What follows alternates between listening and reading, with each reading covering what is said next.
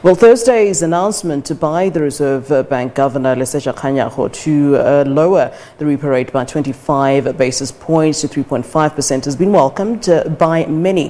For more on this, we're joined by property expert Tim Akinnusi, founder of mortgagemarket.co.za. A very good afternoon to you, Tim, and thank you so very much for joining us here on SA Today. Thanks for having me, Flo. Well, people can be, happy, and I suppose people who are interested in the property market might be excited by yesterday's sort of announcement. But what is the best advice really to consumers at this time, especially those in the property market? Yeah, so it really has been a welcomed decrease in the interest rates by 25 basis points.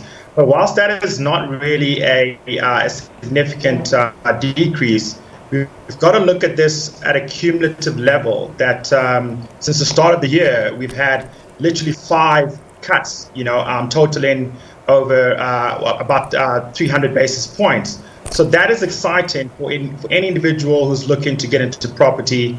And a lot of the focus has been on the fact that this lowers the cost of debt, which is great for consumers, especially in a difficult time like this. Yeah.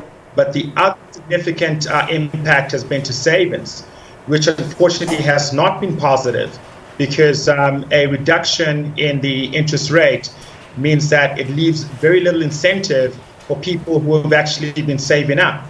And so for entities and consumers that are have relied on savings interest return, they now have to focus on investment, because they've got to invest and get a yield that's better than the current savings rate.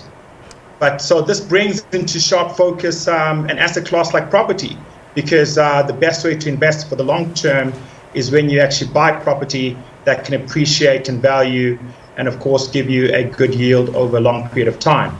So as much as this is savings month, we think it should also be investment month, because quite clearly the Reserve Bank is committed to ensuring that we stimulate the economy by investing and by spending. I'd like to ask a sort of practical question, given the fact that we're all dealing with the pandemic, and some people have been struggling with cash flow, for example. Considering that home loan payment holidays are coming to an end, what then would this mean for bond payers? I mean, you have this good news on one end, but you've also got to do some catching up on your side. So is it really a good news per se? Yeah, so Flo, this is a very critical month for banks and for consumers alike, because this is the first time in 3 months that consumers will have to honor their repayments on either their car loans or their home loans, especially for those consumers that actually took the payment holiday about 3 months ago.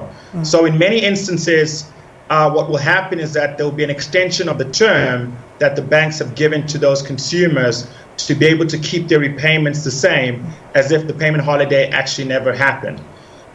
So whilst this is great for a lot of consumers, that the fact that the banks have come to the party in this way, the reality is that the economic hardship hasn't ended, COVID hasn't ended, and so for those consumers who still need the payment relief, the advice to them is they have to be proactive to contact their banks or contact their credit providers and try and make further payment arrangements. And just on that, sorry to interject, but just on that, you talk about those who might still, and it's the reality that many people might still actually be financially distressed even after that payment holiday that was given.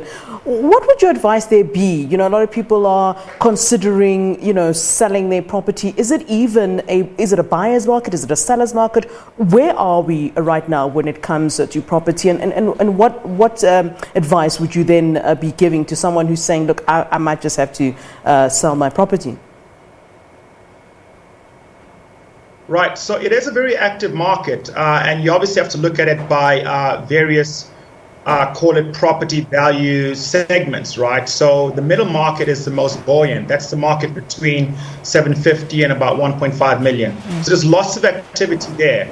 But more importantly, if customers are feeling the strain, if COVID has meant that they've had to experience a reduction in their incomes, the best thing to do is to call the bank to ask for a restructure, to restructure their entire loan amount so that they can reduce this in line with the reduction that they have seen in terms of their income.